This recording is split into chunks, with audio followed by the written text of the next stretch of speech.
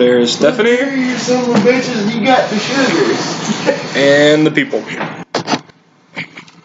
Look at here now. People of the United States of America. And more people. And the deers. That's what happens if you give a bad speech. You get mad at the world. Today I'm going to talk to you about diabetes type 1. It's a chronic condition to which there is no cure right now. It's where the pancreas produces either little or no insulin. There's a study that was done in 2017 that said there is 422 million adults who have diabetes, some form of diabetes. That is 1 in 11 people. There's a couple of ways that you can get it. It can either be genetic, or if you have a family history of it, you're more likely to get it. There's actually even some viruses that can cause you to get diabetes type 1. Right now, there's no way to prevent it. Researchers are actually looking into ways to prevent further destruction of the islets, which is the insulin-producing organ in the body. They're looking into preventing further damage on newly diagnosed people. Some of the symptoms are increased thirst, extreme hunger, bedwetting in children who didn't previously wet the bed, and blurred vision.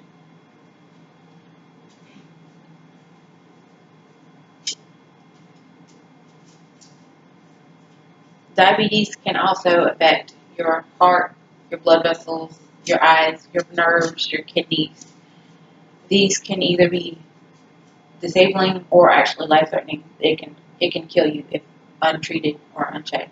So if you have any of those symptoms at all, you should go get it checked out. There's a few ways to diagnose diabetes. There's a test that's called the glycated hemoglobin, or its short name is hemoglobin A1C or HbA1c. This is where they draw your blood, and it goes to the lab, and it shows your average blood sugar over the last 2 to 3 months. They can also do a random blood sugar, which is where they prick your finger and they test your blood, and it shows what your sugar is right at that moment. They can also do a fasting blood sugar, which is the same as random blood sugar, except for when you fast, you're not allowed to eat anything after midnight the night before, so that you don't have anything on your stomach to mess with what your sugar is actually going to be. There's a few ways to treat it. You can either, depending on the severity of your actual diabetes, you can either change your diet. You can become insulin dependent, which means you have to take insulin, or you can maintain a healthy weight, decrease your weight, and it can help. There are a few types of insulin.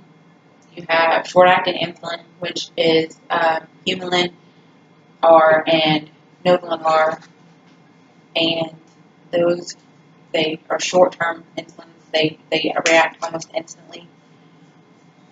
They also, Humalog and Novolog they are short-acting intermediate insulins. They come in these little, either a pen or a vial where you pull out with a syringe and then you inject it. There is also a long-acting one. It's Lantus, Tresiba, and Trigeo Solstar. Those maintain your sugar level over a period of 8 to 12 hours, so that your sugar doesn't up and down. You can also have an insulin pump, which is just this small device implanted under your skin, and it's like a beeper. You put it on your body, and it maintains your blood sugar levels. And if your sugar goes over a certain amount, it gives you insulin to bring your sugar down. With a diet, you should change your diet to a high fiber, low fat diet. Whole grains are completely fine. Fruits and vegetables, you should avoid white bread and sweets, and you should actually ingest fewer animal products. Thank you. Yeah, again.